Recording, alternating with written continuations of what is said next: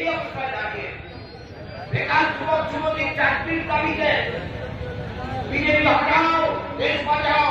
বেকার যুবক যুবতীর চাকরির দাবিতে তৃণমূল হটাও, রাজ্য বাঁচাও। মানুষ, এটা ভারত, মানুষ মিলেমিশে থাকে। এই ভারতে বহু ধর্মের মানুষ আছে, বহু বর্ণের মানুষ আছে, বহু ভাষার মানুষ আছে, কিন্তু তথাপি এই বৈচিত্র্যের মধ্যে ঐক্য আছে। বন্ধুগণ, তফাৎ যাও কথাটা বললে পড়েতে রামনবমী নতুন না, রামনবমী। আমরা তো, আমার তো প্রায় 80 বছর বয়স হলো, আমি অনেক রামনবমী আমার শরীর দিয়ে পার হয়েছে।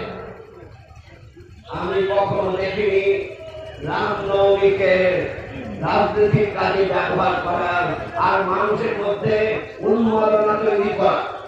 শুধু বিজেপি, আমি চোখে দেখেছি, আমি শিলিগুড়িতে ছিলাম, আমি বি.আর. আম্বেদকর, যিনি সংবিধানের প্রণেতা, তার মূর্তিতে মালা দিতে যাবো, মালা দিয়েছি।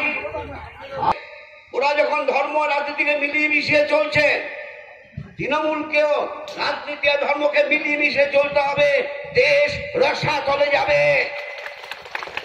তাই বন্ধুগণ, লোকসভা নির্বাচন চলে যাবে, মানুষ থাকবে, মানুষের মধ্যে ঐক্য, সংহতি, সম্প্রীতির মেলবন্ধন যে অপশক্তি ধ্বংস করতে চাইছে ওই বিজেপি আর তৃণমূল, তার বিরুদ্ধে বামফ্রন্ট মনোনীত সিপিআইএম প্রার্থী কমরেড বিশ্বনাথ ঘোষকে কাস্তাজুরি তারা চিহ্নে ভোট দিয়ে জয়ী করার দায়িত্ব আপনাদের সকলকে নিতে হবে।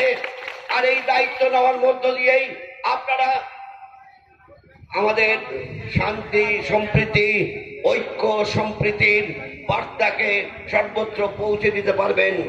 আমি আপনাদের সবাইকে সংগ্রামী অভিনন্দন জানিয়ে, আপনাদের ধন্যবাদ জানিয়ে, আপনারা যাতে এই যে মিছিল হবে, এই যে এখন আবার নাম হয়েছে কি রোড শো, সেই মিছিলে সবাই অংশগ্রহণ করবেন এবং প্রতিটি বুথকে সংরক্ষিত রেখে বুথে বুথে আপনাদের নিজের ভোট নিজে দেওয়ার জন্য আপনারা দৃঢ় থাকবেন।